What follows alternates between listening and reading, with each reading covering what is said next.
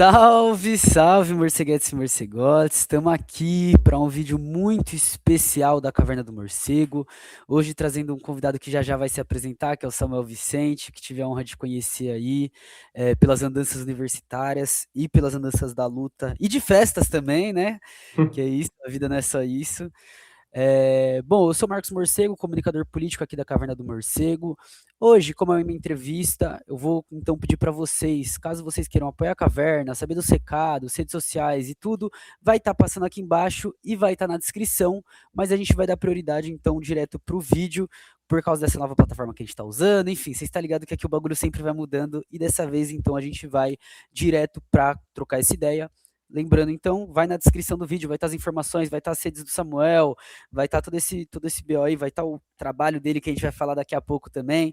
Enfim, então vocês acompanham aí pela descrição e a gente vai então tá trocando essa ideia aqui agora em formato de vídeo pelo podcast. Eu acho que talvez seja a nossa segunda entrevista, inclusive em vídeo, já que faz tempo que a gente não faz. Então, Samuel, seja bem-vindo, muito obrigado aí pela presença. Se apresenta para a galera conhecer você. A galera já sabe o tema pelo título, mas daqui a pouco a gente começa a trocar essa ideia. Eu que agradeço pelo convite, viu? Enfim, né? Como o Marcos falou, a nossa caminhada aí já é a caminhada tipo dele quase entrar na Unicamp e ir para a USP, né? Que eu acho que foi Ih, errei, uma foi moleque. péssima escolha, né? Mas enfim, né? Brincadeiras à parte. Mas eu sou Samuel, eu sou cientista social pela Unicamp, agora estou fazendo mestrado em sociologia, né? Sou educador popular. Fiz estágio na ITCP, né, que é incubadora de cooperativas populares e tal, né, trabalhei um bom tempo com o MST, né, e até ano passado estava trabalhando em cursinho popular, sinto muita falta de não poder fazer isso esse ano, mas a gente sabe como é que é a correria das coisas, né. Mas é isso, pesquiso sobre classificação racial e rap, né, esse é meu tema, que era meu tema que já vem acompanhando as minhas pesquisas desde da IC, e agora no mestrado, né, eu refinei um pouco algumas coisas e tal, tenho meu enfoque maior no Racionais, então eu pesquiso as classificações que o grupo Racionais utiliza, né, e eu pretendo fazer uma análise comparativa com classificações de outros grupos, para ver se eu encontro alguma tendência, usos, sentidos, etc., né, e eu acho que o nosso debate de hoje vai ser mais ou menos por esse caminho. Da hora, da hora, da hora. Gosto muito disso, de saber as caminhadas. Bom, a galera que acompanha sabe que a gente não traz as pessoas à toa para cá. Então, eu estou muito feliz de ter alguém que é isso. Eu conheci lá nesse tempo de graduação e está aqui apresentando essa discussão foda. Porque é isso, né? De tempos em tempos a gente tem essa discussão em específico sobre a questão racial no Brasil. Ela é muito recorrente de tempos em tempos, inclusive na troca de ideia que a gente teve, o Samuel lembrou, né, que Uhum. o que a gente está passando agora é um diagnóstico de uma situação que já vem acontecendo há um tempo. Então, abre o tema aí para gente, vamos trocar então essa ideia sobre movimentos negros, Uhum. negritude, parditude, branquitude. Bora lá então. Bom, então eu vou começar por uma pergunta, Uhum. né, para a gente dar um direcionamento. Mas, aproveitando que você falou essa questão de diagnóstico, qual é o panorama assim, que você diria? Na verdade, não é uma pergunta, né? Mais uma ideia para onde seguir, mas qual é o panorama que você enxerga olhando para o agora e para essas discussões estarem reacendendo, né? Embora algumas pessoas tentam trazer como novidade algo que a gente já tem décadas, de Uhum. um século, vai dessa discussão em específico. E como que você enxerga isso? Qual é o diagnóstico? Por que está acontecendo isso? Porque a gente está de novo tendo que retrilhar os passos que eram trilhados. Bom, o que eu sinto, pelo menos vendo essas coisas na internet, é que tem muito engenheiro de obra pronta, né? É um negócio que é meio complicado, você fica olhando, você fica tipo, putz, para quem minimamente, né, leu, sei lá, O Lugar do Negro, da Lélia Gonzalez com o Carlos Rosenbaum, para quem, tipo, leu alguns livros assim, mais ou menos, né, que hoje em dia a gente pode chamar de clássicos, né, que alguns tempos atrás eles não entravam nem na bibliografia obrigatória, né, das nossas disciplinas de ciências sociais, essa discussão estava dada em alguma medida, né? Ela não estava acabada, né? Isso eu acho que está nítido, porque, por exemplo, saiu acho que há 2 anos atrás, o Dossiê dos Pardos. Dossiê não, pela revista Pela CUT, revista né? CUT, né? Isso, Tá. né? Que inclusive meu antigo orientador escreveu um texto, minha co-orientadora escreveu um texto também, Flávia Rios estava organizando, né? Uma galera escreveu vários textos legais, o Sim. Luiz Campos escreveu um A texto Flávia também. Rios é orientadora sua ou você só citou Não, ela? não, Tá. ela que estava Ela é ref, organizando, né? né? Ela é ref. Isso, então, É. não tem como escapar, né? Mas a minha co-orientadora, que escreveu um texto também, a Daniela Vieira, né? Que ela também Sim, pesquisa sobre sim. rap e tal, né? Sobre a nova condição do rap. Mas é isso, tipo, o assunto sobre a questão da mestiçagem, né? Parditude, não é nem parditude, né? Porque eu fico pensando do ponto de vista de que eu não sei se eu consigo chamar isso de um conceito, né? Porque eu acho que o conceito ele merece algumas camadas, ele merece que as pessoas se debrucem e tal. Eu trato como um termo, né?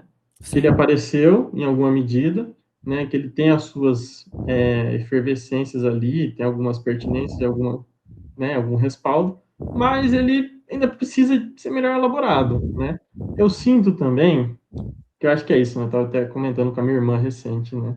Que a gente tem uma diferença de 7 anos e tal, mas a gente é de uma geração, acho que eu e você é uma geração meio YouTube, né? E no Sim. YouTube, em alguma Sim. medida, você tinha que se prender, porque a pessoa que fazia o conteúdo, o mínimo geralmente era 10, 15 minutos. Isso era um conteúdo rápido, Sim. né? Você pega canais assim bem tradicionais com 30 minutos, 1 hora, sei lá, né? Não tô falando se isso era bom ou não, porque dá para você falar merda em 1 hora, isso é claro. Mas ao mesmo Inclusive, nossa tempo, geração viu muita merda. então, né? Tive até um trabalho que eu fiz de filosofia na escola uma vez, que eu tava vendo aqueles vídeos daqueles canais que faziam assim, história em 1 hora, que Sim, era sim, sim. sobre conflito entre os sunitas e os xiitas. Eu, pô, vou pegar essa parada que eu acho que é foda, anotei, anotei, anotei, anotei. Fiz uma apresentação que foi uma merda. Então, tipo Pode assim, um pá. vídeo de 1 hora. Então, sabe, não dá para medir o conteúdo necessariamente pelo tempo. Mas o que dá pra gente ver também é que quanto menor o tempo, a tendência é que o debate ele vai sendo cada vez pior, né? Sim. Então, se a gente era de uma geração YouTube que já tinha, por exemplo, aqueles debates, né, sobre colorismo, né, isso por volta de 2010, 2012 e tal, né, e que era um debate que, tipo, putz, chegava na gente, a gente entendia alguma coisa, mas era um debate que também estava um pouco aquém daquilo que o movimento negro, seja ele acadêmico ou seja o movimento negro de luta, estava mobilizando, né? Em alguma medida, alguns desses debates foram na contramão daquilo que a gente estava pensando Sim. enquanto um projeto nacional ou enquanto um projeto político e pedagógico também, mas ao menos tinha alguma discussão e, né, tinha debates ali, aqui, enfim. Eu sinto que essa questão de hoje da partitude, ela vem um pouco nessa mesma linha, né? Ela vem como uma novidade, né? Vem com pouco respaldo teórico, né? O que é normal de algumas coisas, em alguma medida, né? A ciência ela carece de tempo, né? E o tempo ele é um fator que tem faltado nessas questões. Porque como que você grava um Reels de 30 segundos, você faz um react, e aí você se dá por, beleza, encerrei o assunto. Não, a ciência é cumulativa, sabe? Então, tipo, me espanta um pouco essas coisas, né? É difícil até de rebater, porque aí se eu rebater com um vídeo de 5 minutos, ninguém vai ver. Então fica difícil, cara. Perfeito. Você escreveu um texto até para a pessoa abrir o site para ler o texto já Não, é. não. Muito quando lê a manchete, né? É. Então, Pô, eu tava. Eu postei na semana que a gente tá gravando, eu acredito que o vídeo vai sair semana que vem, então, só pra galera semana uhum. passada, pra galera que estiver Sim, ouvindo. sim. Eu postei um vídeo da Angela Davis, dessa entrevista com o Eduardo Mendieta, e em determinado momento ela fala, e a gente tem que estar atento, que a gente tem que criar coisas novas, fato, Sim. só que a internet e os telefones celulares, eles podem trazer uma lógica de fast food pra gente. Que é isso, é consumo rápido e produção rápida, né? E isso é muito louco, porque quando começou, principalmente final de 2025, começo de 2026, a estourar essas notícias, era muito louco, porque aí era um post da pessoa que a gente pode falar depois, não quero falar o nome dela agora ainda não, mas que Sim, sim. discute esse termo, né, partitude, e um post da galera indo contra, e ainda parecia algo muito pouco, né? Então, por Uhum. exemplo, o seu texto, que a gente também vai abordar aqui, né, foi uma das coisas que me ajudou a iluminar certos pontos, principalmente da questão científica, que eu acho que é interessante, né? Eu sei que boa parte da galera que acompanha aqui a Caverna sabe que a gente fala e põe em xeque a universidade, mas eu também sempre faço questão de colocar aqui, a USP é muito pior que a Unicamp, e isso daí se reflete muito nesse tipo de coisa, por exemplo. Enfim, mas é, então a gente está falando de uma coisa que para você ainda demanda tempo para ser melhor trabalhada. Sim, sim. E eu sinto que tem pessoas que já vêm trabalhando em alguma medida, por exemplo, a questão do pardo, a questão, né, de, sei lá, identidades mais híbridas, ou o pardo enquanto uma identidade, né, porque eu acho que esse que é o debate que está sendo posto também, né. O pardo, ele sempre foi visto desde os primeiros censos, ou desde quando, tipo, se consegue, né, ter um debate dentro da academia sobre a questão racial de uma maneira mais séria, como algo muito próximo, muito agregado à categoria negro, né? Então, você tem o censo de 1872, né? E acho que a gente tem que ter isso em mente também. O censo, ele é um controle político também. Ele é uma questão populacional.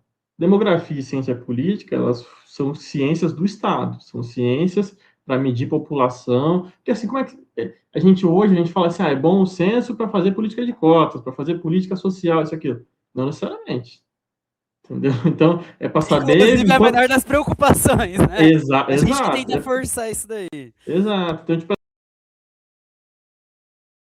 Opa, opa, opa. então, isso é recente, essa questão da gente pensar o censo enquanto um instrumento de fornecer uma quantidade gigantesca de dados, né, para que a gente consiga formular políticas públicas. Inclusive, tipo, isso vem até de algo que o movimento negro fez, né, que foi quando teve, né, o Congresso lá de Durban, né, foram assinados tratados, o 2002, Brasil assinou 2003, né? isso, muito, É, né, começo dos anos 2000 ali, isso. recente, depois né, tem o Lula 1 e tal, né, mas foram assinados tratados de que, primeiro, que o Brasil ia ser um agente ativo na luta contra a discriminação, racismo, etc., e também que ia produzir dados para isso, né? Tá. Então, tudo que a gente tem de dados do ponto de vista recente, é, Pode continuar. Agora né, fui eu. tá, do ponto de vista tipo, dos anos 2000 para cá, e coisas muito, sabe, preciosas, coisas bem específicas, bem detalhadas, bem abrangentes, é por causa disso também, tá? Mas o que eu ia falar, voltando ao censo de 1872, a categoria preta e a categoria pardo, elas eram vistas isso no censo. Você pega alguns manuais de recenseadores, você pega, né, tem a biblioteca do IBGE, que é interessante a gente dar Hum, uma procurada, que lá tem várias coisas, né? Tem um manual de recenseador datilografado ainda, né? Então, são coisas bem interessantes. A categoria preta e a categoria pardo era associada à categoria escrava, era para medir o quantitativo da categoria escrava, né? Recém-liberta e tal, né? Recém-liberta ainda não, né? Isso aí é antes da abolição. Mas era o quantitativo que se tinha. Porque existia um medo, que era um medo, né, real do ponto de vista do Estado, a gente ter uma população escravizada muito maior do que uma população liberta, né? A gente estava, semestre passado, estava numa disciplina, né, sendo monitor de uma disciplina de Sociologia do Trabalho 2, né? E aí a gente estava falando sobre sociologia do desenvolvimento, etc, né? E um professor, né, tinham dois professores dando aula, né? O Evandro e o Leonardo. Em um dado momento, o Evandro falou assim, você tem muito uma sociologia constituída do ponto daquilo que falta no Brasil, né? O que que falta para se desenvolver, o que que falta, o que que falta, o que que falta. Aí eu levantei a mão, e também do que sobra. Porque o negro é sempre o que sobra. Tem muito negro aqui, por isso que a gente não consegue desenvolver. Tem muito negro aqui, por isso que o capitalismo é tardio. Tem muito negro aqui, por isso que a gente não consegue avançar. Então, o censo, ele é essa medida também, sabe? Então, a gente precisa analisar um pouco essa situação. Falar hoje que a categoria preta e a categoria parda não fazem sentido juntas é negar todo um processo histórico, né? A gente pode discutir especificidades, a gente pode discutir tipos de pardo que a gente está querendo analisar, se a gente quer analisar o pardo negro, o pardo indígena, ou um pardo meio residual ali, que é um pardo meio neutro, que está querendo fugir de uma certa racialização, está querendo fugir de uma certa responsabilização com relação ao racismo, né? Que se a gente tem alguma medida, né, aí eu, né, trago essa reflexão para você também, não sei como é que tá sendo essa questão em relação à USP e tal, né? Se a gente tem uma valorização que a política de cotas acaba trazendo, né? Se a gente tem uma valorização a partir do Estatuto da Igualdade Racial, se a gente tem várias dessas questões, né? O nosso Black is Beautiful, né, foi um pouco tardio em relação, se a gente comparar, a galera gosta de comparar com os Estados Unidos, né? Foi um pouco tardio, né? E se a gente tem essa relativa, né, essas discussões sobre representatividade, essas coisas aí e tal, que o negro vira mídia, vira moda, etc., a gente vai ter, em alguma medida, uma desassociação do negro enquanto algo negativo para algo talvez um pouco mais positivado, né? Então, você vai ter ali uma certa disputa também, sabe? Né? Então, se o negro ele é positivo, o branco passa a ser um pouco mais negativo, que o branco passa a ser, do ponto de vista do debate geral do senso comum, aquele que promove o racismo, nananã, e várias dessas coisas. Então tem uma galera ali, que é branca também e tal, que não vai querer se associar necessariamente ao branco, porque ele não vai produzir o mesmo status que produzia antes, né? Então, pelo menos os brancos pobres, né, que a gente está falando aqui, né? Porque a tendência, isso é uma tendência até hoje, né? Quanto mais você ascende do ponto de vista da classe, né, a tendência é se embranquecer, né? É difícil você ver pessoas, né, do alto escalão, né, os bilionários, uma galera assim, falando, tentando assumir uma identidade parda em alguma medida, sabe? Ou até uma identidade negra, falar, meu avô era negro, não, o cara vai falar que o avô dele é italiano. Então, assim, é meio difícil a gente comprar de bate-pronto essas coisas, porque você tem uma literatura já trabalhando essas paradas, e é uma literatura boa, né? E é uma literatura que é muito atual, precisa ser atualizada, por isso que a gente precisa continuar fazendo pesquisa, mas é isso, né? Então, enfim, não sei como é que você vê isso na USP, por exemplo, né? A Na USP valorização. eu só vejo branco. Não, brincadeira, desculpa. Desculpa, desculpa. Me passei, não, é realmente assim, os últimos. A USP ela tem um grande problema, né? Que é o fato da dificuldade da permanência estudantil. Então, Sim. eu pego aula que eu sou a única pessoa negra dentro da sala de aula. Ou no Uhum, máximo é eu e mais uma parceira, eu e mais um parceiro, alguma coisa assim. Mas o que eu vejo que essa literatura ela começa a entrar, então eu tive, óbvio, a gente na USP não tem em obrigatórias, tá? sim, Exceto sim. Lélia Gonzalez para falar em alguma coisa em antropologia que entrou E é o bem, mesmo texto, e é o né? mesmo texto, perfeito, perfeito. Racismo e sexismo na cultura brasileira. Exatamente. É um puta texto, mas tem outros legais também, né? Vamos É combinar. isso, é isso. Então, algumas optativas estão entrando, mas aí são sala com 10, 15 pessoas. Uhum, Existem alguns mestrandos que começam a pesquisar, mas uma coisa que eu senti na Unicamp, que eu não senti na USP, é que na Unicamp existe uma ligação, embora num primeiro momento seja Barão Geraldo, mas existe uhum. uma ligação entre o que acontece na sala de aula e o que acontece nos corredores. Na USP, é sala de aula, sua salinha de pesquisa, sua pesquisa e acabou. Então, é isso, exceto quando o professor publica texto na revista Cult, como é o caso do É, Safatli, Douglas Barros, sim. que tem alguma coisa assim, o Jean Tible, que faz alguns eventos fora e tudo. Mas é isso, a Marcia Lima é da USP, né? Aham. E aí o governo Lula tirou ela e era a única pessoa que a gente tinha lá. Mas ainda assim, ela era matéria optativa, Sim, era a sim. única matéria que as pessoas negras iam em peso fazer. Então tem essa questão, assim, que é uma coisa que me pega bastante, tanto que é isso, eu tô entrevistando uma pessoa que é da Unicamp, não tô entrevistando alguém da USP, não passou ninguém da USP pra eu olhar e falar, vou chamar essa pessoa, embora eu conheça uma Sim, pessoa ou outra, sim. só que são pessoas que eu vejo totalmente desvinculadas dos espaços que são só para pesquisa. O problema não é estar no Sim. espaço de pesquisa, né? É que ela é muito restrita para isso. Mas lá a gente teve vários BO que de. A gente é a última faculdade a aprovar cotas, né? É, isso também, né, influencia, né? Mas Agora a tem. Unicamp não fica muito atrás também, não, viu? É verdade. Nesse É caso, né? verdade, Você é pega as verdade. federais do Rio, você pega a Ah, UNB, aqui, ó, muito tempo, né? é. Mas uma coisa que eu gostei do que você fala é que você traz essa questão, primeiro, dos primeiros censos do IBGE, né? Que mudam muito no decorrer dos Sim. tempos. E você até falou dessa questão do pardo indígena, do pardo negro, do pardo preto, né? E aí tem essa. Eu vi o. É Joldi? Eu não lembro o nome do. Que é do Pretitudes também. É ele, Bruna Santiago. Eu não vou Putz. lembrar agora o nome mesmo, assim. Enfim, Aham. peço perdão, você vai saber que é você, porque eu vi esse post pelo seu post, se você ouvir. que é justamente colocando essa proposta de que o censo ele fosse um pouco mais abrangente, talvez, nesses termos e Uhum, tudo, enfim.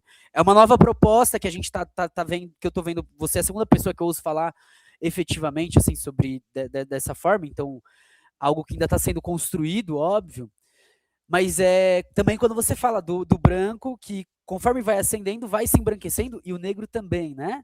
uhum, Os Panteras tinham essa crítica, eu estava lendo o texto que o Henrique Marques Samin fez, que aí tem um capítulo que é justamente sobre os porcos, né? Que no caso a gente geralmente se refere à polícia. E aí uhum. ele fala, só que os Panteras Negras, quando eles desenhavam, eles também várias vezes desenhavam associando ao negro que ascendia e defendia a branquitude para Sim, ferrar o outro negro. E aí entra algo que, né, essa teoria da mestiçagem por vias de construção da partitude traz, pelo menos em partes, não totalmente, né? Mas uma quebra do que é a questão da raça construída socialmente, né? sim, E aí eu queria que, enfim, você falasse um pouco sobre isso, que eu acho que é uma coisa que, embora a gente tenha que sim. estar reafirmando mais uma vez, eu acho que tem que reafirmar porque tá foda. O... Eu acho que é um bagulho muito complexo, tipo, eu converso com um amigo meu, às vezes ele fala assim, acho que a gente superou rápido demais o racismo científico. Do ponto de vista de debate, a gente precisa redebater o racismo científico também, né? Porque ele está muito presente, está muito enraizado, né? Até em várias políticas assim. Eu fico pensando nessas paradas de você ver DNA e falar assim, quantos por cento do meu sangue é negro, tipo, mas vindo de Angola, vindo Mano, não sei da mano. onde. Aí eu fico E tipo, mano, a galera branca adora isso, né? tem uma galera que brisa muito nisso, mas tem a galera preta também que brisa nisso. Tipo, mano, tipo, eu Também, entendo é do verdade. ponto de vista de É verdade. você tem aqui uma situação. Tem uma situação, né, a queima dos documentos de várias pessoas escravizadas e tal, isso, aquilo, né? Seja pela justificativa de apagamento, seja pela justificativa de não, do Estado não ter que indenizar os senhores de escravo que, né, enfim, estava querendo algum tipo de indenização e tal. E aí você, em alguma medida, tenta olhar para isso e falar assim, beleza, é um meio para eu conseguir saber de onde eu vim, né? Só que você também acaba tratando, né, o continente africano como uma coisa só, né? É nisso que você trata como uma coisa só, você não percebe que também tem misturas entre os países, que são países também traçados a partir da Conferência de Berlim, né? Então, tipo, você fala, cara, desculpa, mas ali é dividido com régua. Você Eu, eu, pega...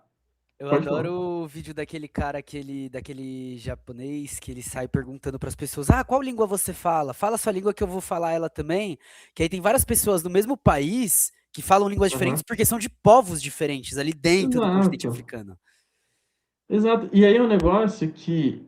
E você acha que isso não traria nenhum tipo de conflito intra-país ou entre países? É óbvio que isso ia trazer, né? Então, tipo assim, o território dos estados nacionais ali é algo que, meu, sabe, é recente, ele é formado a partir da colonização, e sabe, é um negócio meio complexo, meio complicado. Mas voltando a essa questão. Eu vi recentemente essa galera aí, enfim, né, desse movimento, né, movimento pardista, né, que eu chamo no meu texto, compartilhando uma parada de que, tipo, a miscigenação seria, segundo estudos, algo favorável a, de alguma forma, você viver mais, né, então você teria mais longevidade. Isso é um negócio, tipo, meio estranho, parece também racismo científico, um negócio parece meio de Segunda Guerra. Tipo, você fica. Tá, parece que a galera, tipo, ela pega o discurso, que é ruim, terrível, ela dobra, vira ao contrário e fala assim, ó, vou aplicar isso pro meu grupinho. Putz, meio complicado, né? Gente, do ponto de vista nosso, das ciências sociais, a gente tem que pensar que é isso, a raça ela é uma construção social, né? Do ponto de vista biológico, ela não existe. Não há nenhum tipo de confirmação com relação a isso, né? A galera da biologia, né? Principalmente a galera da genética, ajudou muito, né? Se teve uma galera da biologia que, né, do racismo científico, da pseudociência e tal, que foi na contramão e que, enfim, desvalorizou aquilo que seria o negro, etc e tal, né, a galera da genética, tipo, conseguiu, meio que dentro do próprio campo, né, desmistificar um pouco dessas coisas, né. A ciência genética não tem nenhum tipo de situação que é só um conjunto de genes ali que vai determinar o seu fenótipo mais claro e mais escuro a partir da quantidade de melanina, ponto, né? Isso não existe nada além disso, né? E é um pouco isso também, de tentar debater um pouco com essa galera de como a raça é uma construção social. E a gente voltando à questão do projeto Unesco, não sei se, enfim, é um debate também que a gente pode fazer aqui, mas eu acho que é muito pertinente. Foi debatido isso, né, correntes racialistas e antirracialistas dentro Isso dessa eu tive, relação. isso eu tive aula, hein? Isso eu tive aula. Não, isso é muito bom de se entender, porque aí que vem, por exemplo, outras denominações, como etnia, como várias coisas nesse sentido, né? E aí a galera antirracialista queria que a raça saísse de foco. Era uma galera muito ligada, alguns ligados a um sionismo, outros eram, né, judeus não sionistas e assim por diante, mas ao mesmo tempo era uma galera tipo que achava que raça era um problema e que esse foi um fator que de alguma forma influenciou no massacre judaico, né, que aconteceu na Alemanha. Só que por mais que a raça não exista do ponto de vista biológico, ela causa implicações sociais. E é isso que o movimento negro traz, que eles estavam do lado racialista, que era o quê? Ok, não existe. Mas quando a gente vai ser abordado, quando na rua, ela está ali, né? Então vamos trazer outro tipo de raça, que é a raça social, porque a biológica não existe, não existe mesmo, né? A gente esquece isso, né? Então é isso, essa construção, tanto que o censo trabalha a categoria raça-cor, né? Não é só cor. Em alguns momentos era só cor também. Percebe-se que, por mais que muda uma nomenclatura aqui e ali, mas o censo também está acompanhando esses debates, né? Porque o IBGE não é uma figura à parte da sociedade, ele é também uma figura tipo, que compõe esse meio social, né? Então é muito interessante ver como que a luta do movimento negro, né, ela é uma luta nesse sentido, né? Não é uma racialista do ponto de tipo, não, a gente quer racializar todo mundo. Não, mas é que as raças, elas existem do ponto de vista social, né? Vocês primeiro falaram que existia do ponto de vista científico, biológico, depois falaram que não existe mais. Mas a gente está sofrendo com as consequências dessa parada que vocês inventaram e que falaram que existe, Sim, né? sim. Enfim. E aí, você falou da Márcia Lima. A Márcia Lima, ela tem um livro junto com o Carlos Razenbaum, junto com o Nelson do Vale Silva, que chama Cor e Estratificação Social. Ele é muito, muito, muito bom. Ele é um compilado de mini artigos e tal que saíram na... Só um minuto para quem está acompanhando. Voltamos, voltamos. Pode continuar. Enfim, voltando à questão do livro da Márcia Lima e do Carlos Razenbaum. Ela é um livrinho curto, né, de vários estudos que saíram, às vezes, na revista Estudos Afroasiáticos, né? E lá está falando sobre a questão da raça social, lá está falando sobre a categorização, né, com relação a pretos e pardos. Os primeiros estudos, porque o Carlos Razenbaum ele é um argentino, que é sociólogo e demógrafo. O Nelson do Vale Silva, ele também, né, flerta com a demografia, ele também é demógrafo, né? Mas os primeiros estudos com relação ao quantitativo, de pegar vários dados, né, exaustivos com relação à população racializada, etc., são esses estudos, né? Esse livro vem depois, mas o Carlos Razenbaum já está trabalhando isso. E ele chama esse grupo de não brancos, né? Por que ele faz essa aglutinação de pretos e pardos? Porque ele olha para índices educacionais, índices de renda, índices, por exemplo, de carteira de trabalho, se é assinado, se não é, se isso, aquilo, e fala, o que está acontecendo com esse grupo, né, esse macrogrupo, que do ponto de vista são categorias diferentes de raça-cor ali, né, em tese o pardo mais claro, mais mestiço, etc., e o preto, não sei o que tem, negroide, nananã. O que está acontecendo com esses grupos que eles têm os mesmos indicadores, se não os mesmos, muito similares. Aí ele fala, vou chamar esse grupo de não brancos, que deve ter alguma coisa a ver com racismo, deve ter, né? Aí ele vai construindo várias dessas coisas. É um negócio que é surreal de bizarro quando a gente fala, tipo, tá, beleza, racismo estrutural. Mas é o quê? Qual que é essa estrutura? Identifique-a, né? Mostre, demonstre. Aí ele começa a identificar e demonstrar. A partir desse momento que o movimento negro pega esses dados, né? Pega essas coisas e faz assim, putz, a gente não é não branco porque a gente não é negação do branco. A gente é um grupo negro, né? Que é um grupo que, a partir de ideologia de embranquecimento, a partir disso, daquilo, tem várias graduações de cor, né? Mas é um grupo que, do ponto de vista socioeconômico, está ali, né? Na ralé, está ali, né? Ocupando os piores lugares, está ali, sempre tendo as mesmas barreiras, né? Para conseguir acessar os espaços, seja de educação, de trabalho, etc. E aí que você formula essa categoria, que a Sueli vai chamar de certa engenharia política, com relação a esse grupo, certo? Não é uma formulação que nasce do nada, não é uma formulação que ela é, como a galera, tipo, né, desse movimento partista fala que é um bagulho que ele é inorgânico, né? Ele é uma formulação que ela olha para a realidade, volta para a teoria, e ela vai nesse movimento dialético de olhar e falar assim, bom, vamos formar algo aqui para uma identidade política, né? Uma identidade para, além de tudo, para reivindicar direitos. Sim, sim.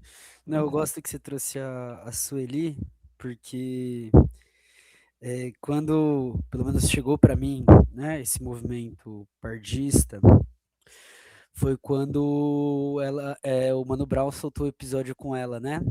Sim, E aí ela fala, pô, Brown, vai ali no ML. Olha quem tá ali no ML que foi morto, que foi assassinado pela polícia. É sim, isso. Aí, esse movimento pardista vem e fala, não, então, gente, na verdade não tá acontecendo isso. Não, tá, caralho, a gente tá vendo, isso daí sim, está literalmente acontecendo. sim.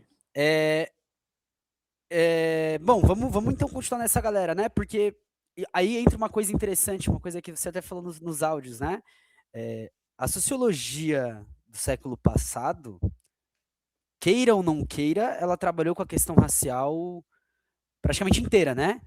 Sim. Gilberto Freire, antes dele tinha o outro lá do eugenista também, O Nina Rodrigues. Nina Rodrigues, a gente teve Virgínia Leonel Bicudo, o Uhum. Octaviani, Bastide, Florestan, o O cara de fora Clóvis aqui, Moura. Clóvis Moura, Abdias, Lélia. Sim. Mas aí tem o cara que também ajuda no projeto Unesco, que vem de fora, e ele que. Tem o Donald Pearson. Donald Tem Pearson, esse nome Donald mesmo. Pearson. Enfim, a gente tem uma vasta galera, né? Pesquisando isso. E, inclusive, pesquisas que vão se atualizando, porque é isso, Nina Sim. Rodrigues é aquilo, né? Nina Rodrigues o pior, Gilberto Freire um pouquinho menos pior. Sim. Mas tem esse movimento constante de pesquisa e de treta, né? Porque Lógico. ninguém se furta a debater, a deixar de debater com ninguém. Até como que é o nome dele? Eu tenho o livro dele. O Jacob Gorender vai debater sobre isso, assim, né? Sim. E aí, né, também para pontuar que nem tudo é cancelamento, tá, gente? Que é uma das grandes coisas, inclusive pessoas que entram não necessariamente para defender o movimento pardista, mas fazem assumpções que. Nossa, até agora me senti acadêmico falando essa palavra, desculpa, perdão. Mas fazem afirmações de que a gente não está preocupado com a luta. Não, muito pelo contrário. Isso nasce a partir da luta, nasce a partir do que a gente está vendo no Sim. cotidiano, né? Eu sinto que, né, essa parada de cancelamento acaba sendo um baita de um bode expiatório para várias coisas. Ocorre em alguma medida, né? Porque acho que a dinâmica Sim, das redes ela é propícia sim, para isso, sim. né? Mas quando você fala, putz, tá todo mundo me atacando, sabe? Cria ali uma certa empatia. Putz, estão atacando o mais fraco, estão atacando não sei quem, né?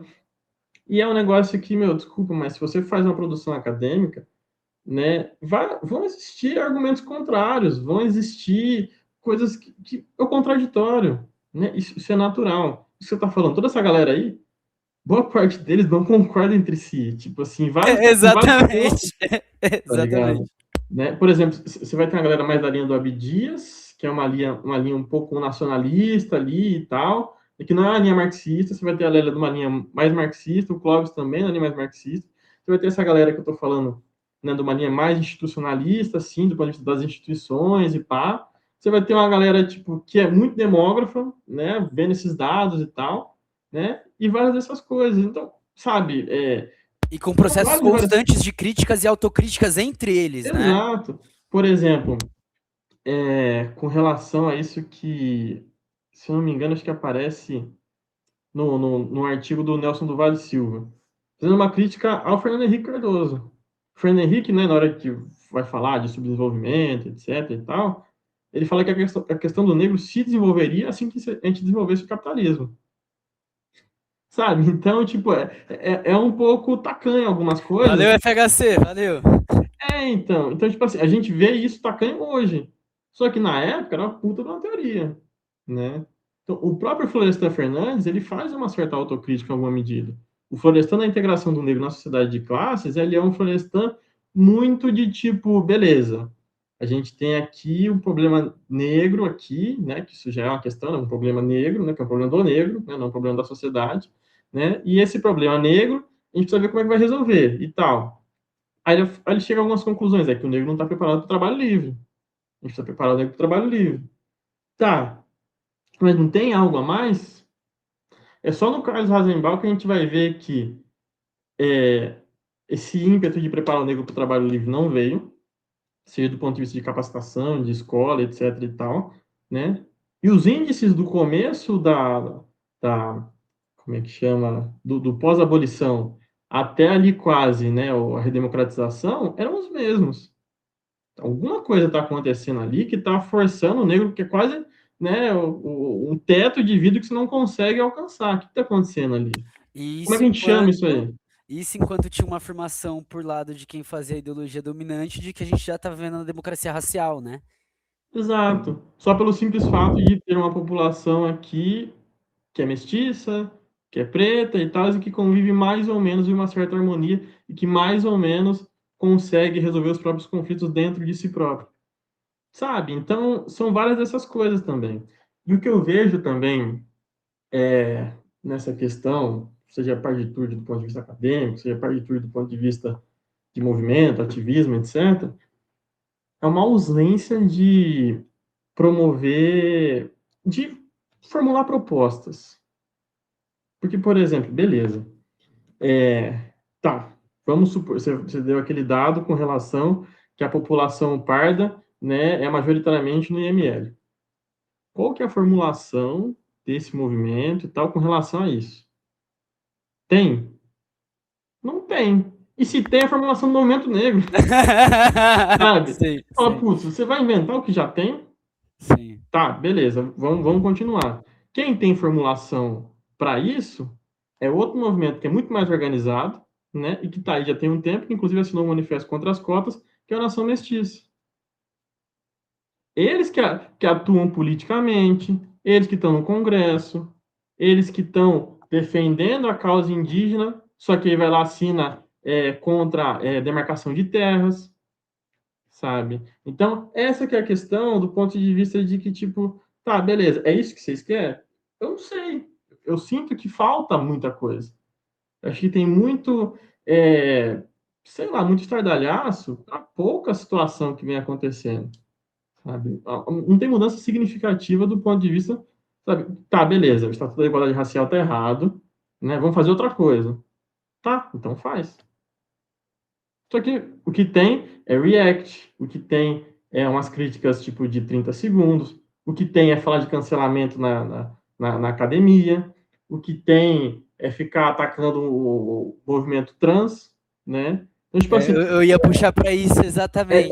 é todo um bolo que você fala, cara, não é possível que tá, tipo, acontecendo tudo isso ao mesmo tempo, né? Até Exatamente. porque, por exemplo, o Unicamp aprovou cotas trans. E essa galera não necessariamente é contra, essa galera do movimento pardista, não necessariamente é contra as cotas raciais, né? Mas eles também não são a favor 100%. Então, isso é uma questão, uma posição muito dúbia, né? Então, é muito complicado essa situação, né? É muito complicado mesmo, né? Do ponto de vista de falar assim, meu, falta muito ainda. Porque eu, por exemplo, tem coisas que eu não me meto a falar porque falta ainda na minha capacitação do ponto de vista acadêmico, ou não li textos, ou eu não tenho o que falar. Né? Acho que eu lembro da Sabrina Fernandes, né? Voltando à questão da geração YouTube, né? Falando, É, falando salve, sobre os salve, tudólogos. Sabrina. Ó, Sabrina direto tá aqui ouvindo, viu? Eu E sei que faz você falta, viu, hoje em dia, né? Faz muita faz. falta, né? Nesses Saudades. meios, né, de disputar as redes, né? Mas eu lembro dela falando sobre os tudólogos. A galera que se mete a falar de tudo. Se do ponto de vista nosso, das ciências sociais, até os anos 2000, 2010, nosso maior problema eram os jornalistas em alguma medida, principalmente esses da Globo News e afins, hoje meio que são os influencers, E, né? e é isso, né? Tanto que o jornalismo virou isso, né? O jornalismo ele age É, igual um influencer qualquer hoje em dia. eu não sei se você viu, por exemplo, pelo menos às vezes para mim aparecem várias coisas no Reels do Instagram. O Metrópolis, que é um site jornalista, né, jornalístico e tal, hoje ele compartilha Reels ou coisas tipo que fica famoso, tipo nesse É o meio Léo assim. Dias do jornalismo. Eu Vai ficar fiquei, fazendo cara, tipo, fofoca é de uma coisa. decadência do ponto de vista de, sabe? Primeiro já não tem mais material escrito, se tem é muito melhor do que tinha antes. Agora é Reels. Você fala, porra, Sim, sim. enfim. Não, mas eu acho interessante isso que você trouxe, né? Porque aí entra outro ponto, né? De com quem você se associa. E aí, no caso, é uma crítica direta a Beatriz Bueno e a essa ONG, que Sim. talvez, inclusive, eu sei que essa ONG também tem mania de perseguir. Então, gente, qualquer coisa, vocês, por favor, ajudem aí. Mas é ridículo a promoção de transfobia pela Mátria, né? Que é Uhum. a ONG lá. Foi a única ONG que eu vi, inclusive, fazendo isso. Não vi outra associada a ela ali, pelo menos em post, coisa do tipo, né? Mas é isso, a gente tá do lado das pessoas trans, como vocês vão ver em vários episódios aí que a gente tem pessoas trans, inclusive aqui na caverna, tá ligado? É nóis. E pau no cu da transfobia também, que tem a ver, inclusive, aí vem, né? Se a gente estava falando de raça enquanto construção biológica, é, segue boa parte do mesmo discurso. Não à toa estavam publicando teoria juntos, né? É um, é um, É, é um porque é pouco muito disso, assim. parecida, a construção do argumento é muito parecida, né? Porque aí se atém à questão dos papéis de gênero do ponto de vista biológico. Aí você fala, puta merda, tipo, sabe? A pessoa tá precisando ler até aqueles clássicos antigões da antropologia que a galera fazia quase que, né, uma etnografia colonialista, que eles falam assim, putz, como que nessa, né, comunidade, não sei das quantas, de tal país, não sei das quantas, que o homem não é o provedor? Putz, porque é isso, a sociedade ocidental, né, formulou de tal forma que seja desse modo, né? Então, sabe, falta um pouco de teoria, de leitura mesmo, né? Não é esse bagulho do brasileiro precisa ser estudado, o brasileiro precisa estudar, né? Precisa estudar essa galera. Tá precisando estudar, te A gente já falta um foi pouco. estudado pra caralho, inclusive. Já, já. Então, e é isso que você falou de com quem a gente se associa, né? Que eu fico pensando muito com relação a essas coisas. É, promovem exposições terríveis de pessoas trans, né? Promove tipo, todo tipo de discurso de ódio mesmo, né? Que está na Constituição categorizado como crime, né? Que é a equiparação, né, da lei de racismo, né? Inclusive o movimento negro e o movimento trans, os movimentos sociais eles se conversam. A galera achar que o movimento indígena, o movimento negro, tipo, não tem coalizão, não tem papo, pode ter discordância. É um bagulho meio bizarro. Isso é coisa de gente que, tipo, não tá na rua e que não tem diálogo, sabe? Né? Então, é um negócio que é muito complicado. E você vê outras pessoas também apoiando a Beatriz, que são pessoas, são acadêmicos já estabelecidos, né? Sim. Você tem desde desembargador, tem desde. Cara, tem muito acadêmico da UFBA. Eu fico, gente, o que está acontecendo com a UFBA? O que está acontecendo com a UFBA? Né? Tem acadêmico também do Rio. O que está acontecendo com essa galera? Né? Meu E você tem Deus. alguns acadêmicos meio outsiders, querendo, tipo, se embrenhar no meio acadêmico. Né? E você tem a galera de direita, pesada, que já comprou esse discurso. Tem galera de direita, pretos conservadores, você tem, tipo, várias dessas galeras aí. Né? E aí o negócio você fica, meu, tá, beleza, né? E aí, né? Medir Aí, pretos com quem tu conservadores, andas. vocês também, se vê na rua, atravessa, viu? Não, sabe, a galera muito, sabe, panguando as ideias, nada a ver, né? Sim, Aí sim. você fica, tá, beleza. A pessoa, em vez de se aliar com o movimento negro, vai se aliar com pretos conservadores. Olha que legal, né? Então, tipo, existe uma escolha do ponto de vista de. Isso. Sabe onde tá pisando. Exato. E aí é um negócio que aí, ó, não só isso com relação à mátria, mas, por exemplo, até pouco tempo atrás ela estava fazendo propaganda da RH Heteroidentificação, que é uma assessoria jurídica que faz o assessoramento de pessoas que foram, né, de alguma forma invalidadas com relação às cotas raciais. Então, assim, desculpa, mas é negócio também, né? É negócio para vender curso, é negócio para. Então, tipo, desculpa, Sim, mas e assuma sim, isso. E tá tudo bem sim, assumir. sim. Né? Ó, é meu trampo, não sei o que tem, e é isso, marcha. Só que a questão é que parece que é isso, defensora dos pardos única e exclusivamente. Vamos defender os oprimidos aí, né? Só que a questão é que na prática é isso. Pô, vai lá fazer tentar a cota, você não vai conseguir, fulano entra com um processo, acabou, tá ligado? Compra meu curso aqui. Não sei, tá ligado? Eu particularmente acho que a gente que está disputando a esfera pública em alguma medida precisa ter um pouco mais de coerência com relação às coisas. Não estou falando que você não pode fazer um curso da hora, vender, não é essa que é a questão, mas me parece que uma coisa vem associada junto com a outra. E assim, eu fico pensando, você, né, vamos supor que você na USP acontece alguma situação ali, Deus me livre, acontece alguma parada lá, algum caso de racismo, alguma parada assim e tal, você vai conseguir ter acesso à Folha de São Paulo, ao Globo, à Veja, ao Fórum. Eu não estou entendendo, tipo, como que a pessoa, beleza, está no mestrado e tal, né, mas não é mestre ainda e tal, isso, aquilo, consegue acesso aos maiores jornais, né, de circulação do Brasil, tá ligado? E aí fica por isso mesmo. Conta só uma história. Não sei se a história está certa, se não está. Acredito que a UF precisa tipo, dar esclarecimentos mais contundentes com relação às coisas. Isso eu não vou entrar no mérito do caso, até porque eu, particularmente, sou contra qualquer tipo de pessoa perder bolsa, porque a gente sabe que bolsa é um bagulho foda, um bagulho complicado de se ter, né? Mas a questão maior é o quê? Passou, né? Eu Sim, acho que, do ponto de vista do rigor científico, teria que, né, se fosse um problema para o pro programa, não devia ter passado, sim. né? Agora passou. Agora tem que lidar com esse tipo de situação. O orientador precisaria, tipo, lidar com esse tipo de situação também. Conversar, não sei o que tem e tal, isso, aquilo.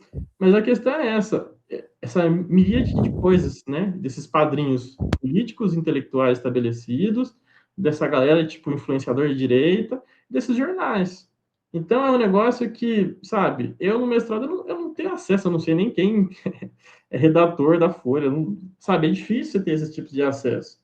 Geralmente você publica essas coisas, esses jornais e tal, quando você tipo, tem alguma coisa, algum material, alguma coisa mais sólida. Quando querem defendido a dissertação. Eu não Inclusive, sei. queria aqui pontuar, e aí é diretamente para a USP, agora sim, mas que o caso da professora Erika Bispo não atingiu esse nível de discussão, né? Que é a professora que teve o concurso anulado lá, que foi Uhum. aprovada. Então, inclusive da própria Fefeleche, né? Obrigado, Fefeleche, por me deixar mais um ano sem professores negros, tá? Muito obrigado. Quero deixar isso daí bem pontuado também.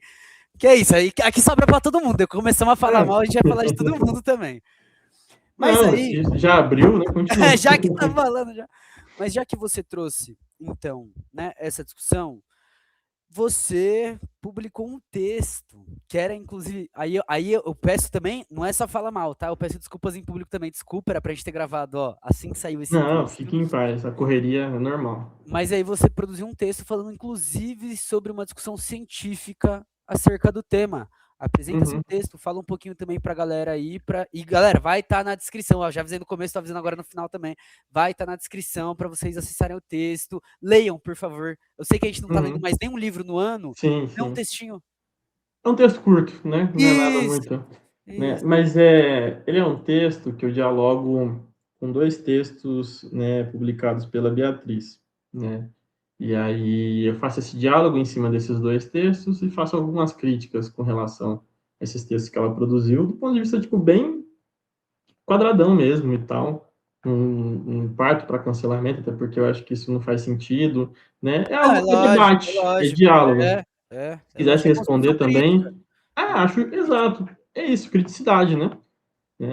Aqui a gente está num canal marxista, o que o Marx mais fazia era criticar, né? Todos os textos dele, tipo, era crítica, É não sei o mesmo, quê, crítica, é não sei o mesmo, quê, crítica, é crítica, mesmo, crítica, é né? mesmo. Nunca É vi um mesmo. cara gostar tanto de crítica, né? Mas a questão é essa, né? De fato. E aí, por exemplo, eu pego dois textos que ela escreveu. Um deles acho que é Desmentido Racial e o outro é Proibido de Entrar em Wakanda, né? E aí eu pego Também esses quero ser dois. proibido, não vou mentir não, tá? Não faço questão de entrar em Wakanda também não. Então, né? Tanto que a conclusão do meu texto é: na terra que a gente criou a República de Palmares, a gente está querendo almejar o Wakanda. Eu fico pensando, tipo, qual que é o horizonte desses negros, né? Do ponto de vista, tipo, sei lá, mano. Tipo assim, beleza, é um filme da hora, pra época foi bacana, não sei o que tem. Só que é isso, mano, quadrinho, tá ligado? Tipo, tem suas limitações, acabou. Não tô falando. Eu sou fã de quadrinhos também, só que você fica olhando, putz, mano, o maluco, tipo, é rei, né?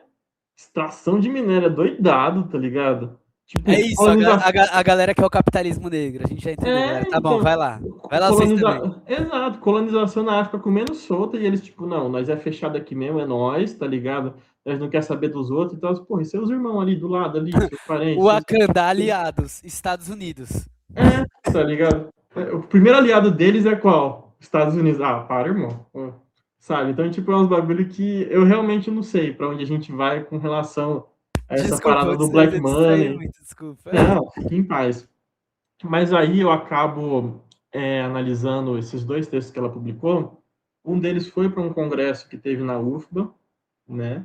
É, inclusive deu uma bafafá no congresso e tal, foi um bagulho bem, bem complexo.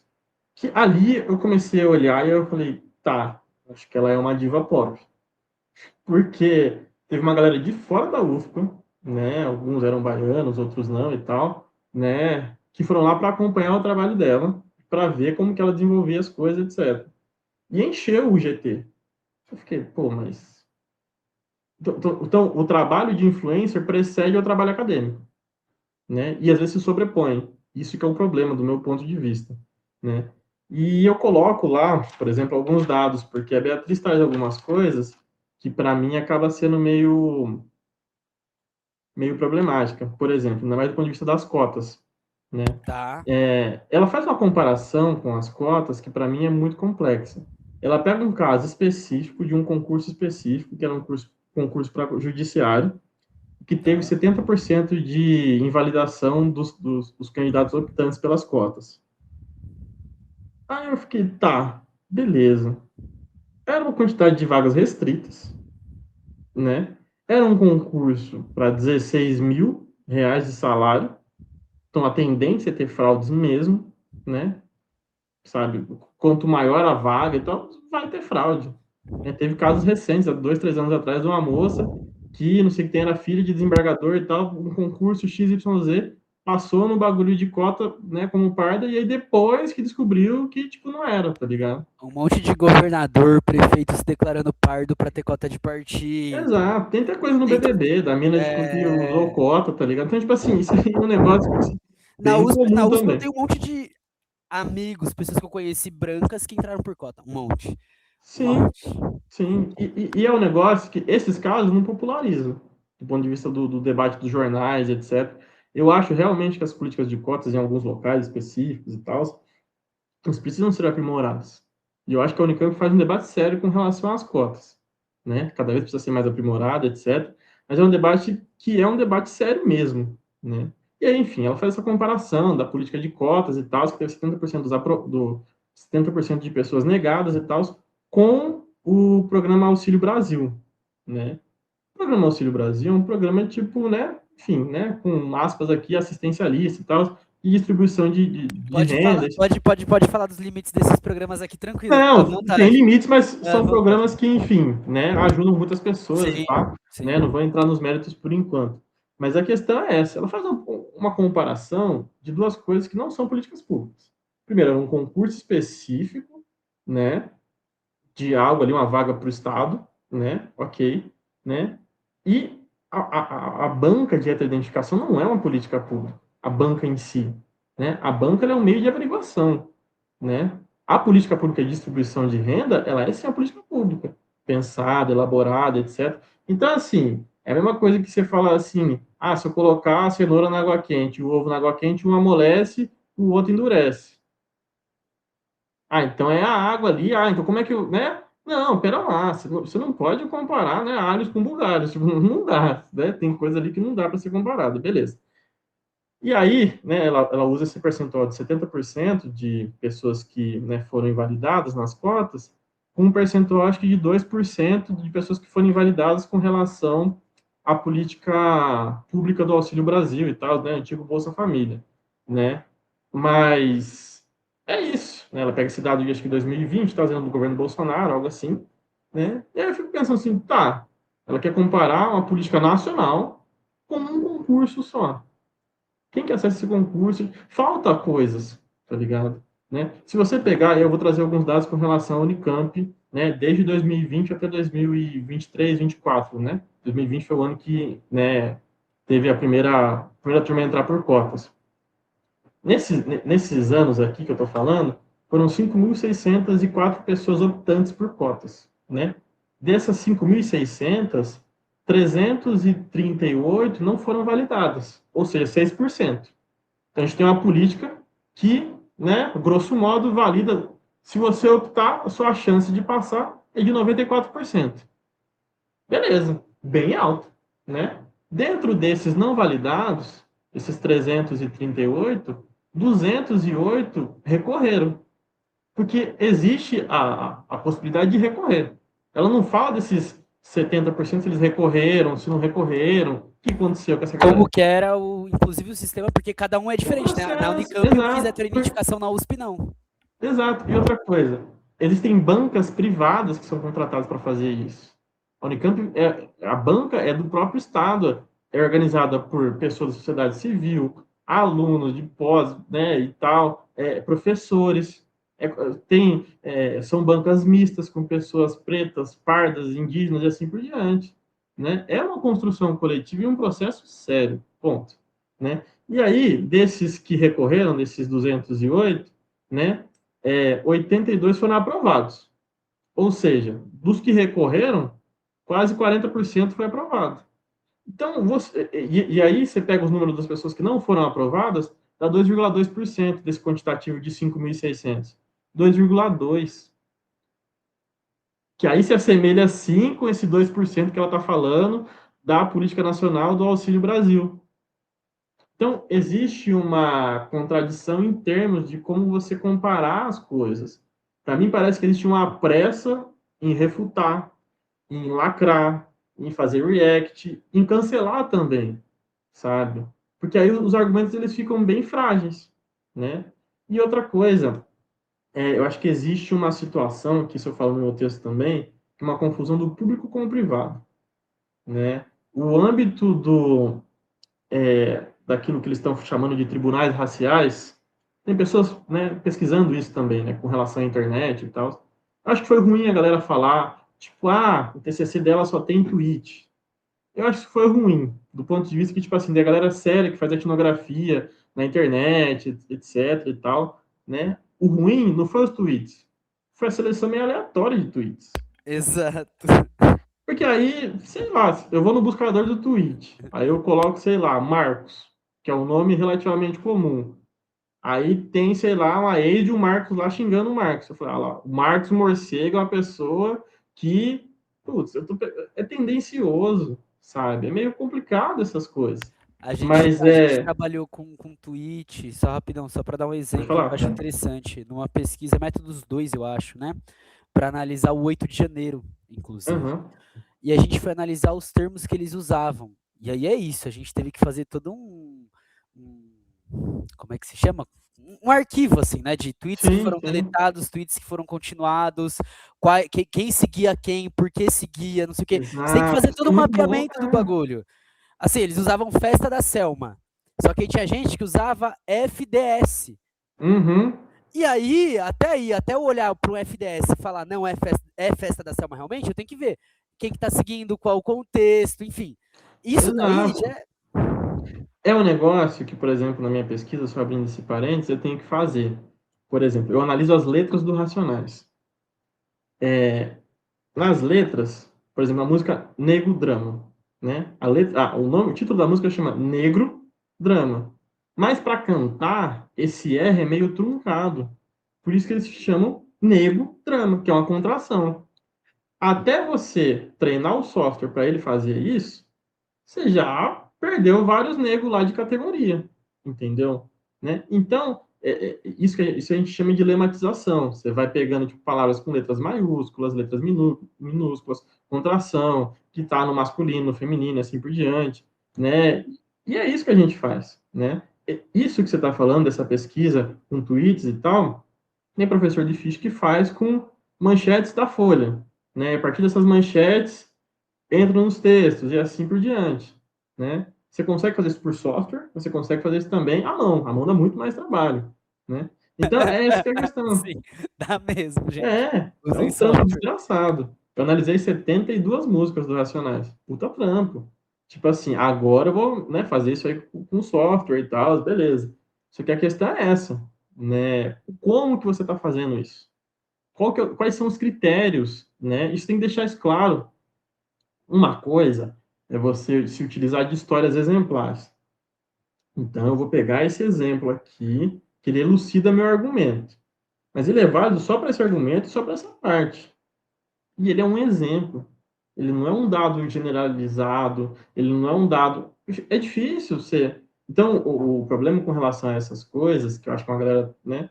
Uma galera até subiu em cima também, né? Uma galera, tipo, que é influencer e tal, uma galera preta e pá, isso, aquilo, para meio que fazer um escárnio.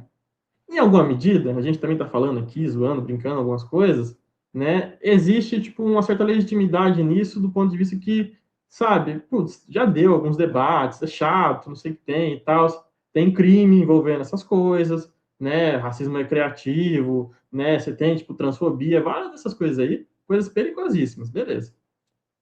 Mas em outro momento, isso é muito ruim. Porque, do ponto de vista científico, isso enfraquece. Você joga com a moeda do inimigo, você joga com a moeda de quem, tipo, sabe? E aí você joga com a moeda rasteira, que é a moeda da Meta, que é a moeda, tipo, sabe, do Elon Musk, que é essa moeda aí, que é, tipo, treta, engajamento, papapá, e acabou, tá E a, ligado? e a gente, mesmo quando faz algo que é para apresentar para rede social, então algo mais curto, mas mais sério, não vai ter alcance porque o algoritmo só tá Exato. empurrando essas coisas. Vai ser boicotado. Você pega o perfil do Chavoso, tá ligado? Tipo, que até agora, tipo, os caras não Aê, desbloqueou, tá. hashtag volta chavoso, inclusive. Então, com conta reserva da reserva, tipo, os caras bloqueando uma atrás da outra. É isso, tá ligado? Tipo, existe um boicote, sim, e claro, com relação a certas coisas. Que é bem diferente desse boicote inventado, do ponto de vista de um certo espantalho e tal, de um certo cancelamento. Eu não sei, né? Enfim. Mas voltando com relação ao meu texto. Existe essa confusão do público com o privado. Nesse âmbito desses tweets, é um âmbito privado, né?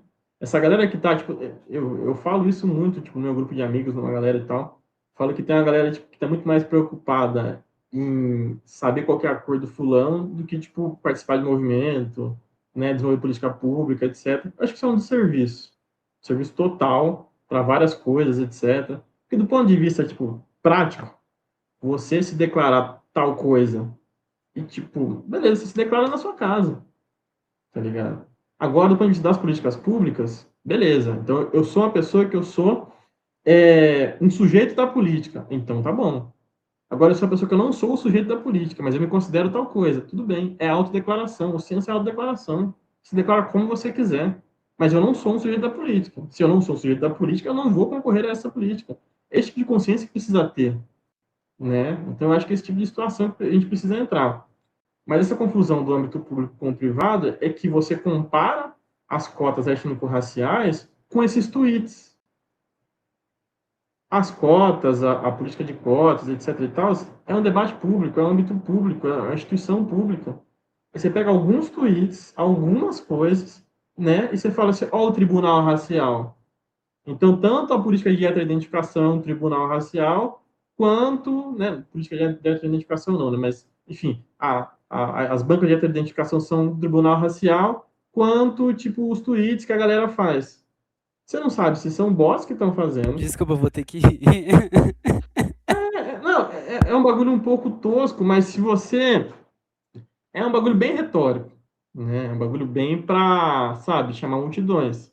Não, Né? desculpa, eu consigo ver o Nicolas Ferreira fazendo isso, com todo respeito. Eu Não acredito que ele já só... deve ter feito isso, ele que em Kataguiri já deve ter Não, feito. tanto em um dado momento do meu texto, eu cito Fernando Holliday, né? Ah, então foi aí que eu li sobre isso.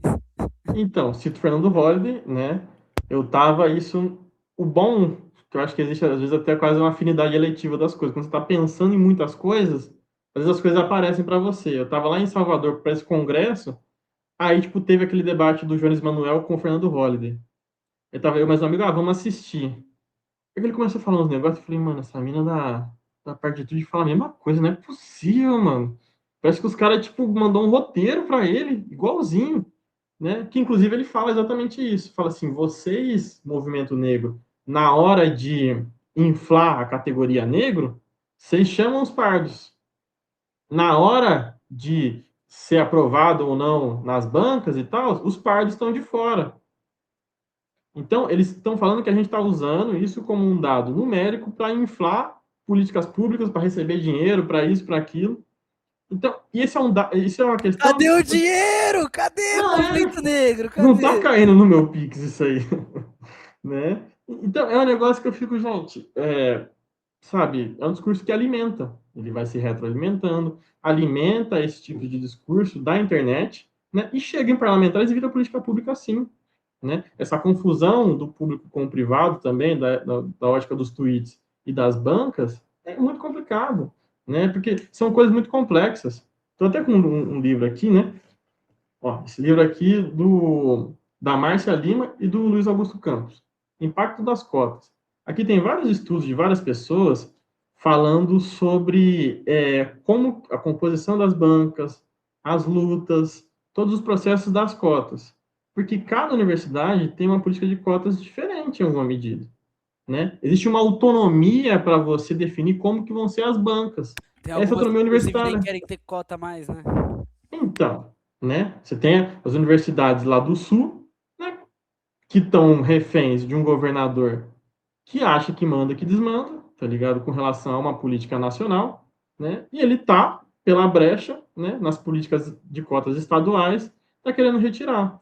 E aí é uma situação que é muito complicada, né? Você vê até essa galera partista falando assim: "Ah, mas pode ter cota social". Tá, mas elas têm que ser complementares. Porque a cota social vai até certo ponto, ela não consegue abranger algumas coisas que a cota racial abrange, né? E outra coisa, você, branco, que está nos ouvindo, branco pobre, também é sujeito da política de cotas. Essa que é a questão. Então, tipo, a gente também tem que pensar nessas coisas, que a política de cotas, ela foi aprovada sendo social, né? Uma política para escolas públicas, e também uma política de cotas racial, né? E agora está se aprimorando, melhorando e tal. Tem cotas PCD, cotas trans e assim por diante, né? É isso, e indo até um pouquinho para além das cotas, agora puxando um pouquinho para a fita da luta. Brancos Uhum. pobres, vocês estão aqui na minha rua comigo. Nós estamos na mesma rua, caralho. Nós estamos no mesmo BO, nós estamos no mesmo perrengue. É, Larga a mão de dar a mão pra essa galera, tá? Isso vale, óbvio, né? Pretinhos, indígenas, negros aí. Também, tá? Vocês também. sim. Ó. É, aí eu lembro de outra coisa, que é esse aqui, ó, né? Armadilhas da Identidade, do Aí, Ryder. ó, Sad Rider. Tem episódio aqui na caverna. Então, Nem é lembro se isso, tá bom. de tipo, a gente pulverizar a luta ao ponto de a gente não se conversar, de não ter uma coalizão arco-íris, de não ter movimentos aí, sabe? Para a gente pensar políticas complexas e coisas, tipo, em conjunto, tá ligado? Né? Enfim. Da hora. Então, Samuel, vou te pedir aí as últimas palavras, últimos recadinhos, indicações, Uhum. né? Indica aí, se vier de cabeça, um audiovisual, o seu texto e mais um livro, mais diferente do que você falou, hein? Tá. Eu vou falar que o meu, eu não sei nenhum audiovisual, calma aí que eu tenho que pensar, já sei. Cabeça de Negro, filme brasileiro que fala sobre ocupação de escola. E aí é um mano preto, ele começa a ler a galera preta dos Estados Unidos aqui do Brasil e faz ocupação lá, ele fica sozinho, uma cota na ocupação numa escola pública, até vir a polícia e acabar com todo o Uhum. bagulho, vocês sabem como que é. E de livro, nossa, agora entrou, agora complicou, hein? Vai, eu vou então já matar uma autora. Matar não, não, desculpa. Eu vou já trazer uma autora com grande parte da sua bibliografia. Primavera para as Rosas Negras, da Lélia Gonzalez, pela editora Uhum. da África. Muito bom. Bom, um audiovisual que eu estava discutindo com um amigo meu recente, né, que ali é a democracia racial em campo, né, que é o documentário Pretos contra Brancos, né, que é um documentário, né, que é sobre uma pelada, né, um futebol de várzea que acontece, né, com uma certa regularidade, isso na zona sul de São Paulo, né, que inclusive até o Robin Hood aparece, né, e Da é um hora, da hora, documentário da muito hora. foda, que, assim, em um dado momento, um jogador que é bom, mas é um jogador pardo, né, um pardo negro, ele joga num time, num dado momento ele joga no outro time. Que, assim, tinha muitos conflitos ali, raciais em alguma medida naquele contexto. O que eles trouxeram à comunidade? Vamos trazer esse conflito para campo. E aí a gente resolve isso no campo. Então faz um time de pessoas negras e um time de pessoas brancas. Né? Tá. E é muito interessante você ver, tipo, tudo que acontece ali, do ponto de vista sociológico, é belíssimo. Né? É Tá. muito interessante, muito legal. Eu ainda não Né? vi, vou colocar aqui pra ver depois. Não, veja, é muito bom. Né? Ali você vê classificações raciais gritando na sua cara. Um outro livro muito, muito bom, né, que eu acho que é um livro que a gente precisa ler com mais frequência, é esse aqui, ó, né? Dialética Radical do Negro Brasileiro, né, do Clóvis Moura. Inclusive, ele traz algumas coisas com relação a esses debates também. Né? O Clóvis, né, vai trazendo várias e várias coisas com relação a esse debate do polo opositor negro ao polo opositor mais branco e de categorias do meio e assim por diante, uma mobilização, quer dizer, uma mobilidade social por meio de um certo embranquecimento e assim por diante, né? E da construção de uma identidade negra que vai acontecendo, isso, né? E das lutas, né? Clóvis, ele é fantástico, ainda mais do ponto de vista que a gente pega, por exemplo, Caio Prado Júnior, que ele é um cara que é muito interessante, muito legal, produz muita coisa bacana, só que ele meio que deixa de lado o protesto negro, deixa de lado várias dessas coisas. O Clóvis faz um texto falando, como assim não teve protesto negro? Como assim os negros eram sujeitos, né, apáticos, né, sujeitos não revolucionários? Como assim os negros não podem entrar no ponto de vista de trabalhador, né? Tem livros falando que as primeiras greves que ocorreram no Brasil não foram greves de italianos e assim por diante. Foram greves negras. Os negros não querendo trabalhar, quebrando, né, engenho e assim por diante. Tá ligado? Então, são trabalhadores, sim. O que mais você tinha falado para eu falar? Seu De texto indicação? e Ah, palavras. meu texto. Tá. É, esse texto, né, que a gente estava comentando aqui, que chama Renascimento do Mulato, né? Esse texto, ele é um texto que eu publiquei, né, online pela Diálogos do Sul Global, né? Ele é um texto Salve, que salve! Conheço a galera do a galera é Global. muito gente Aí, fina galera, mesmo, ó, né? quando Uma vocês galera puderem não queria colar. publicar, não queria E publicar. Eles foram muito gente fina, né? Foi um trato muito especial com relação a isso. Né? E com relação às últimas palavras que eu ia falar, né? Galera, procurem se informar com influencers, né? Que sejam influencers que tenham um pensamento mais voltado, pelo menos uma leitura acadêmica, né? Que tenham uma situação de movimento social também, tá ligado? Pessoa que coloque suas fontes, né? Nos seus textos, isso é muito importante, nos seus vídeos, né? E uma galera que, de fato, você tem que olhar também, perder um tempinho para olhar e falar assim, putz, é uma galera que está mais voltado para um debate mais à esquerda, mais à direita, então, porque assim a gente acaba caindo, né, no canto da sereia ali e não vai, entendeu? Então, são situações com as quais a gente precisa demandar um pouco mais de tempo, né? A ciência demanda um pouco mais de tempo. Não é com lacração, com React e tal, que a gente vai conseguir, de alguma forma, né, entender melhor a questão do pardo, da mestiçagem, né, e do embranquecimento, e assim por diante. É isso. é isso, é isso. Óbvio, vocês podem rir, a gente tava rindo aqui, só que é isso, tem que ter essa criticidade que é muito Sim. importante, inclusive daquilo que a gente gosta, né? Inclusive daquilo que a gente acompanha, olha e fala, isso daqui é da hora, inclusive dos livros, assim, ó. É isso, né? Uhum. Clóvis Moura adoro, mas o livro dele tá todo rabiscado também, porque é isso, já Sim, foi o tempo sim, dele, agora é nosso tempo também. sim. Samuel, queria agradecer aí em nome da Caverna. Você falou do Clóvis Moura, você já está convidado para falar aqui na Caverna quando você quiser. Inclusive, falar, amor, você tem um programa, pode vir, vem cá. Não, tem gente na Unicamp muito mais capacitada que eu, um amigo meu, Agnes, uma galera, tipo, né, uma galera que vai desenrolar muito mais, né? E também Sim. aí agradecer quem ouviu até aqui. Esse ano a gente está na nossa primeira entrevista do ano, então Que honra! uma honra, não, a honra toda minha, cara, a honra toda Aqui, ó. minha. Galera indígena, trans, que quiser trocar esse papo também, dá um salve. Vamos continuar puxando esses Sim. debates aqui. A gente traz o Samuel para trocar ideia com nós e aí nós grava mais vídeo com ele também. E é isso. Muito obrigado, gente. A gente se vê na próxima. Até mais. E tchau! Até mais.